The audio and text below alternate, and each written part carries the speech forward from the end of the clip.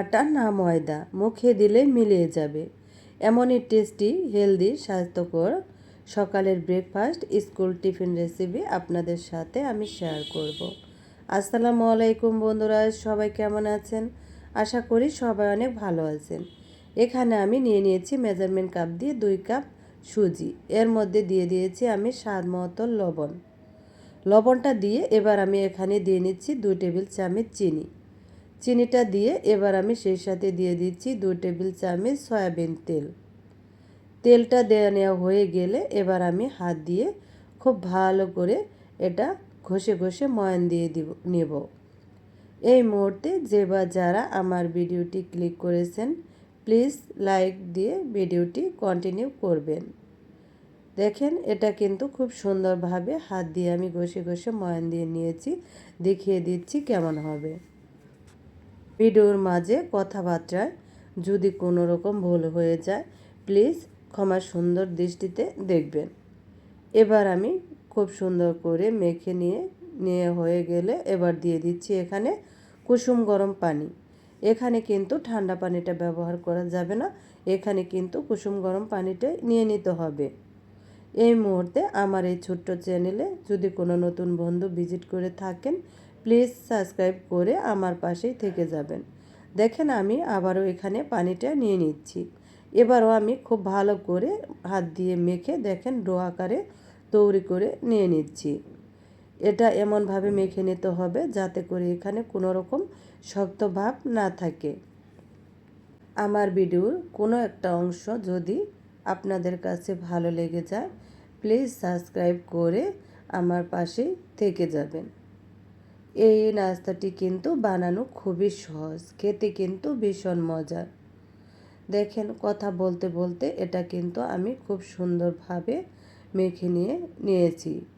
এবার আমি দেখেন খুব সুন্দরভাবে একটা ডো তৈরি করে নিয়েছি। এখন আমি হাতটা ধুয়ে পরিষ্কার করে নিব আর এটা 5 মিনিটের জন্য আমি ঢাকনা দিয়ে রেস্টে রেখে দেব। ফিরে এলাম আমি 5 মিনিট পর। দেখেন ডোটা কিন্তু শক্ত হয়ে আছে।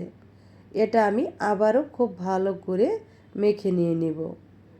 আর এখানে আমি আবারও খুবই অল্প পরিমাণে পানি নিয়ে নিচ্ছি, গরম পানি।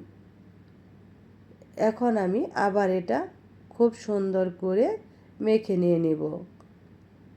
আপনার হাতে যদি মাত্র 10 মিনিট সময় থাকে তাহলে আজকের এই মজাদার রেসিপিটি আপনিও বানিয়ে নিতে পারবেন। দেখেন হাত দিয়ে মেখে মেখে খুব সুন্দর করে আমি এটা কিন্তু সফট একটা ডো তৈরি করে নিয়েছি।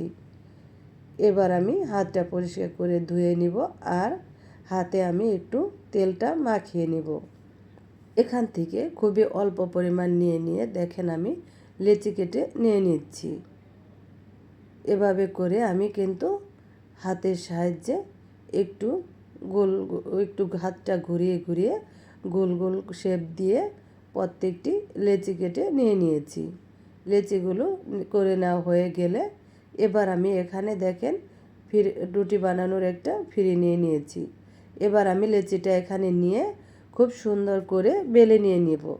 এখানে কিন্তু কোনো রকম আটা বা ময়দা লাগবে না, আপনি একটু তেলটা মেখে নিতে পারেন। আর যদি আপনার লাগে তাহলে আপনি একটু ময়দা নিতে পারেন। সবগুলো নাস্তা আমি দেখেন সুন্দরভাবে বানিয়ে নিয়েছি।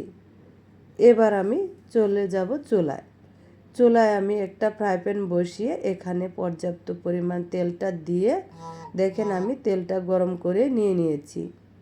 এবার এখানে আমি দেখেন নাস্তাটি দিয়ে দিচ্ছি। নাস্তাটি দেখতে যেমন সুন্দর, খেতেও কিন্তু আসলে ভীষণ মজার ছিল। দেখেন দেওয়া মাত্রই কতটা সুন্দরভাবে এটা ফুলে আসছে। একদম ফুলকো ফুলকো হবে প্রত্যেকটি নাস্তা। তখন সময় ধৈর্য সহকারে যে বা যারা আমার ভিডিওর সঙ্গে ছিলেন সবাইকে অসংখ্য ধন্যবাদ। আপনার হাতে 10 মিনিট সময় থাকলে আপনিও এই নাস্তাটি বানিয়ে নিতে পারবেন। আপনার বাচ্চাকে একবার খাওয়ালে সে কিন্তু বারবার এই নাস্তাটি বানিয়ে দিতে বলবে। এতটাই মজার এই নাস্তাটি।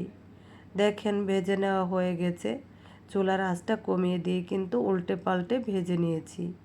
এবার আমি এই নাস্তাটি নামিয়ে নিচ্ছি। আমি কিন্তু প্লেটের মধ্যে একটা টিস্যু নিয়ে নাস্তাগুলো নামিয়ে নিয়েছি, যাতে করে কোনো রকম তেল ভাবটা না থাকে। সবগুলো ভেজে নিয়েছি। এটা যদি ভালো লেগে থাকে লাইক কমেন্ট শেয়ার করে দিবেন, পাশে থাকা বেল আইকনটি অন করে দিবেন। ভালো থাকবেন, আল্লাহ হাফেজ।